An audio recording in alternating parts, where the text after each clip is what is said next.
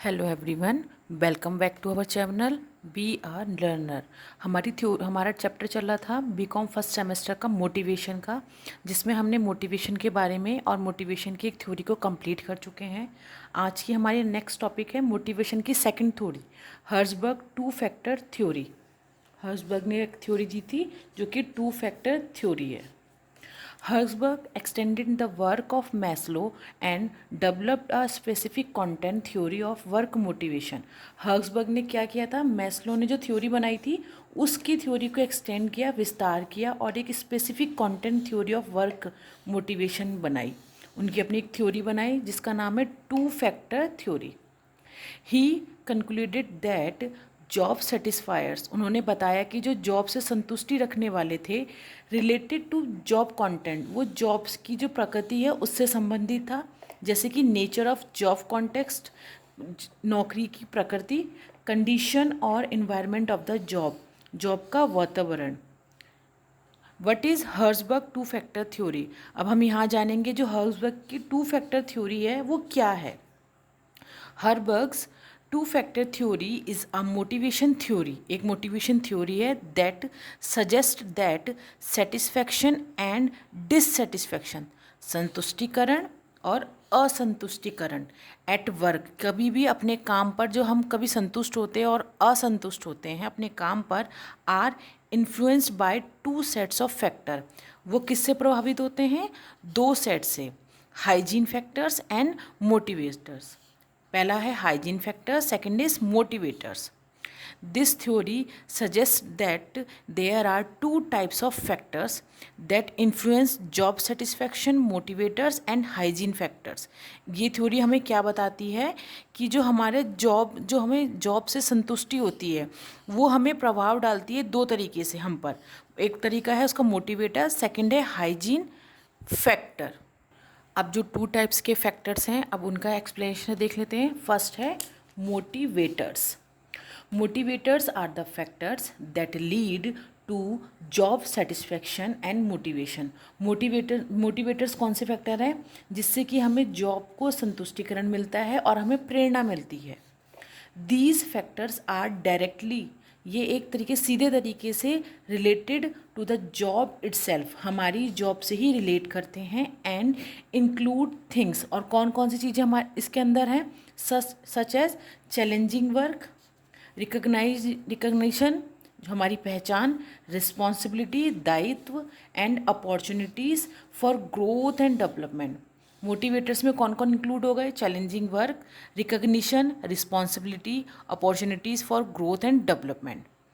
When these motivators are present, जब ये motivators present रहते हैं, they have the power to increase, अब उनके जब इंडिविजुअल के पास ये सारे मोटिवेटर्स होते हैं, उसके पास अच्छा काम है, अच्छा उसका जिम्मेदारी है, उसके अपनी पहचान है, तो उससे क्या होता है, have the power to increase job satisfaction, वो अपनी जॉब से क्या होता है, संतुष्ट हो जाता है। एंड ओवरऑल मोटिवेशन लेवल, और जो उसका मोटिवेशन का लेवल जो होता है वो हाई रहता है। सेकेंड फैक्टर है hygiene factors. Hygiene factors is the second factor of Herzberg two-factor theory of motivation. ये हमारा second factor है। Hygiene factors are the factors that are not directly related to the work itself. ये हमारे जो factors हैं ये direct relate नहीं करते आपके काम से, but लेकिन are necessary for an individual, एक इंडिविजुअल के लिए बहुत ज़्यादा ज़रूरी हैं टू फील कंफर्टेबल, आरामदायक and content in that workplace, और अपने वर्क प्लेस पर सुरक्षा या आरामदायक महसूस कर सके। दीज फैक्टर्स इंक्लूड, अब इस फैक्टर्स के अंदर कौन कौन सी बातें इंक्लूड होती हैं, company policies, interpersonal relationships, salary, work conditions and job security. Hygiene factor के इंक्लूड क्या हो गए, कंपनी की policies, interpersonal relation, salary, work condition and job security. When these hygiene factors are lacking, अगर किसी भी ऑर्गेनाइजेशन में या किसी भी फर्म में ये हाइजीन फैक्टर्स क्या करते हैं, लैक करते हैं या कमी होने लगती है या अनसेटिस्फैक्ट्री होने लगती है, असंतुष्ट होने लगते हैं, they can lead to job dissatisfaction. वो किस चीज़ को लीड करते हैं, जॉब डिससेटिस्फेक्शन, मतलब वो अपनी जो जॉब होती है उससे असंतुष्ट हो जाते हैं और एक टाइम ऐसा आता है कि वो उस जॉब को छोड़ना चाह रहे होते हैं। अब हर्जबर्ग की टू फैक्टर थ्योरी को एक फ्लो चार्ट से समझ लेते हैं। दो फैक्टर्स हैं, मोटिवेटर्स फैक्टर्स और hygiene factors.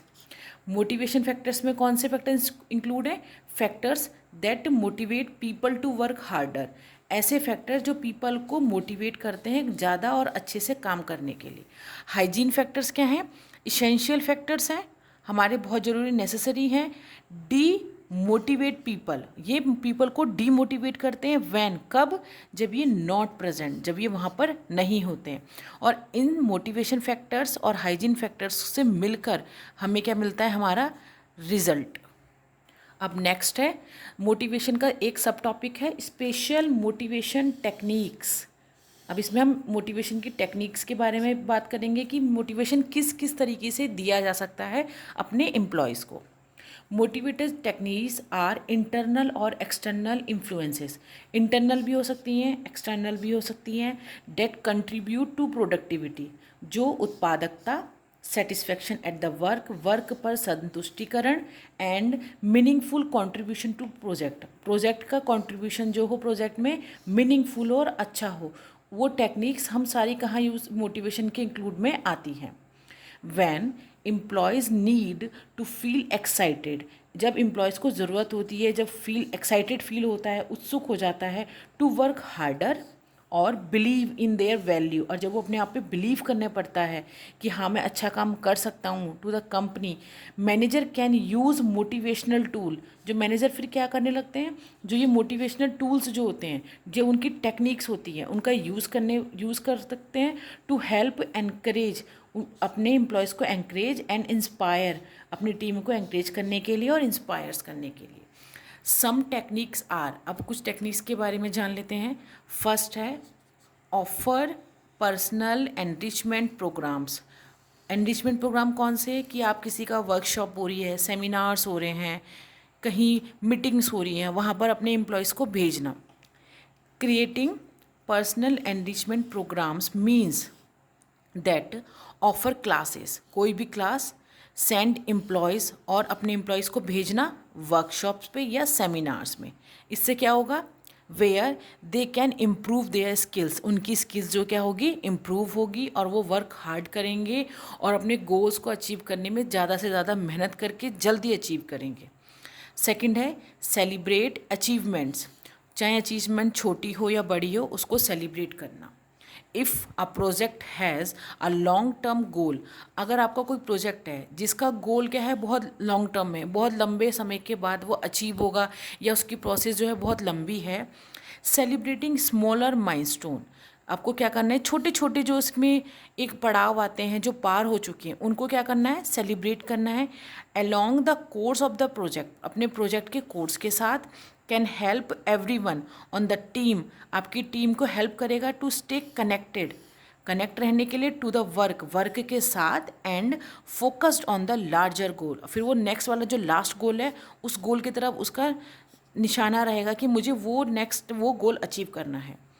Financial bonuses, a lunch party, time of, a gift certificate for meeting can motivate everyone, जो भी हमारे फाइनेंशियल बोनसेस होते हैं, जो भी कोई फेस्टिवल पे या बोनस मिलता है, कोई लंच पार्टी ऑर्गेनाइज कर दी, या कोई टाइम ऑफ दे दिया, कोई गिफ्ट सर्टिफिकेट दे दिया, ये सब चीज़ें क्या करती हैं? आपके इंडिविजुअल या एम्प्लॉय को क्या करती हैं? मोटिवेट करती हैं। नेक्स्ट थर्ड पॉइंट है create a comfortable and inspiring work space, आपको आरामदायक बनाना है अपने वर्क स्पेस को और इंस्पायरिंग करना है। Establish an office environment, environment ऐसा होना चाहिए ऑफिस का that is both comfortable and inspirational.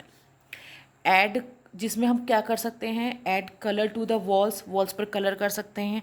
And put up motivational posters, जैसे स्टूडेंट्स होते हैं वो भी अपने रूम में कोई ना कोई मोटिवेशनल पोस्टर ज़रूर लगाते हैं।